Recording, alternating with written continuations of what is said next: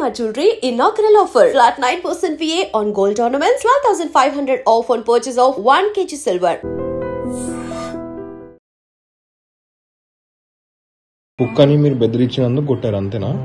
కుక్కని బెదిరించినందుకు సీసీటీవీ కూడా ఉందన్న. అంటే బయటికి వచ్చిందా మిమ్మల్ని ఏమన్నా అన్నారా? బయటికి రాలా, లోపల ఉందంట. వదిలేసి ఉంటది లోపలికి. రాచకొండ పిఎస్ పరిధి పీటీ కాలనీకి సంబంధించిన ఈ బాబును ఒకసారి చూడండి. కేవలం 15 సంవత్సరాలు మాత్రమే ఉన్నాయి. పాపం బెడ్ పైన ట్రీట్మెంట్ తీసుకుంటున్నాడు. ఏంది? చెయ్యి ఇరిగింది. ఎందుకు కారణం అన్నప్పుడు ఇంకా కూడా ఆశ్చర్యం వేస్తుంది అప్పుడప్పుడు ఈ వార్తలు చూసినప్పుడు విన్నప్పుడు. ఎందుకంటే ఈ చోటా మోటా రౌడీ షీటర్లు అంటారు కదా, ఈ పీటీ కాలనీలో రౌడీ షీటర్ అట. ఆయన పేరు వచ్చేసి లక్ష్మీనారాయణ. ఆ కాలనీలు ఉంటాడు అంటే దాదాగిరి టైప్ అన్నట్టుగా. ఏంది ఆ కాలనీలో ఇక వాళ్ళ తమ్ముడు వాళ్ళ కొడుకు అట్లాగే వాళ్ళకు కుక్కు ఉంటుందట. సో పక్కనే దగ్గరలో ఇంకో ఫ్యామిలీ కూడా ఉంటుంది. పాపం వాళ్ళు కాయ కష్టం చేసుకొని బతుకుతూ ఉంటారు. ఈ కొడుకేమో ఈరోజు పొద్దున ఈ కర్రీ పాయింట్ ఉంటుంది కదా, ఈ ఇంట్లో కర్రీ తీసుకురావడానికి వాళ్ళ అమ్మ కర్రీ పాయింట్కి పంపించినప్పుడు అక్కడి నుంచే అలా ఇంటి దగ్గర నుంచే ఈ బాబు వెళ్ళాలి, కర్రీ తీసుకొని రావాలి. ఏమైంది అప్పుడు వాళ్ళ ఇంట్లో అంటే ఈ రౌడీ షీటర్ అనే చెప్పబడుతున్నటువంటి లక్ష్మీకాంత్ వాళ్ళ ఇంట్లో కుక్క అది వాళ్ళ పైనకు వచ్చిందట. ఏడ గరుస్తుందో ఏందో, కుక్క కాట్లు కూడా ఈ మధ్యకాలంలో ఎక్కువైపోయినాయి కదా, ఎక్కడ గరుస్తుందో అని భయపడిపోయి బెదిరించిండట. అది చూసిండ్రు వీళ్ళిద్దరు కూడా గమనించిండ్రు. అట్లాగే చుట్టుపక్కల వాళ్ళు వాళ్ళ ఇంట్లో వాళ్ళు చెప్పిండ్రట, ఇట్లా మన కుక్కనే బెదిరించిండ్రు అని. కర్రీ పాయింట్ కోసం పోయిండు, కర్రీ తీసుకున్నాడు. బాబు పేరు వచ్చేసి సాయి, 10వ తరగతి చదువుతున్నాడు. టిఫిన్ బండి నడుపుతూ ఉంటారు వాళ్ళ అమ్మ నాన్న.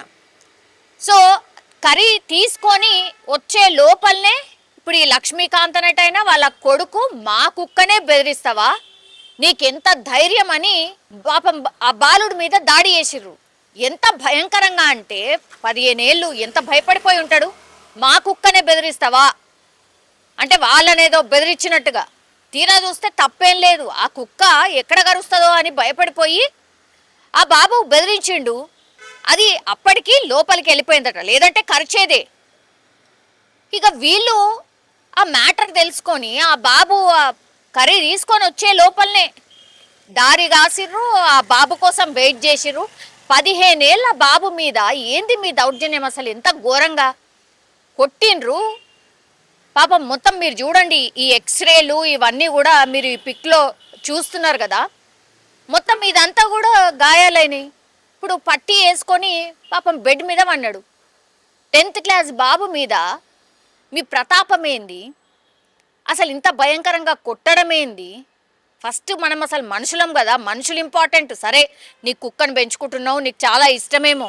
ఆయన ఏం కొట్టలేదు, గాయపరచలేదు, ఇంకోటి ఏం చేయలే, జస్ట్ బెదిరించిండు అంతే. అది తప్పైపోయిందా?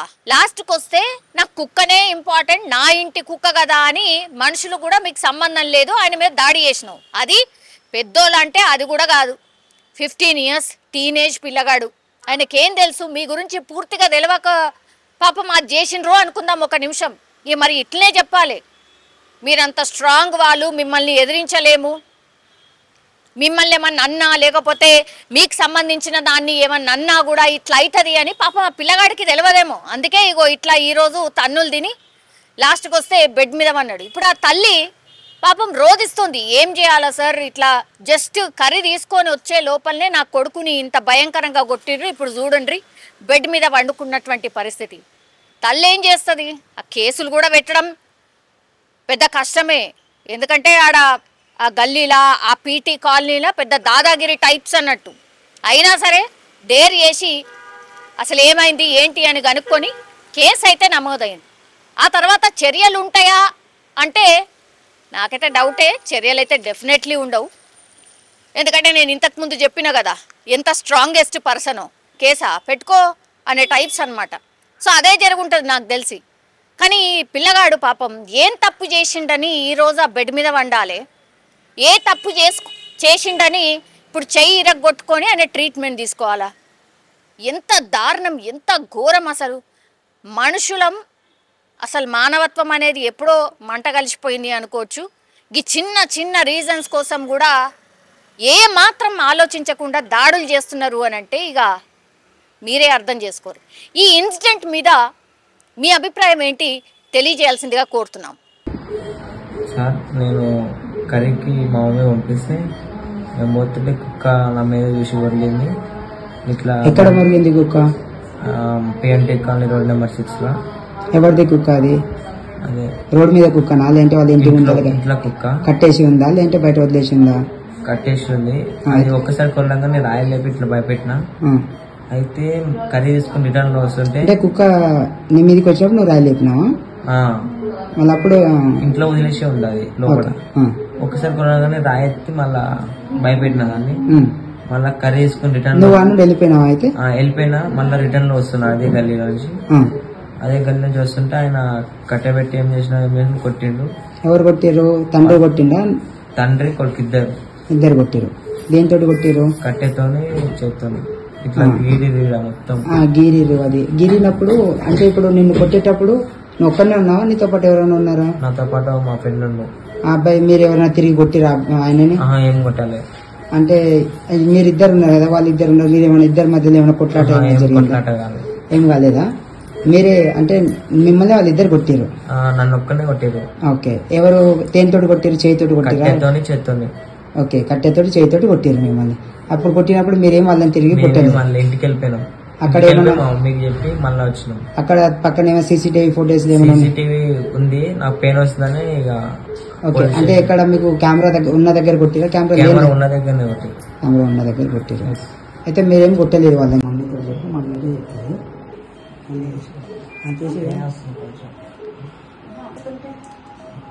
కర్రీ తీసుకుంటాం అప్పుడు పోతుంటే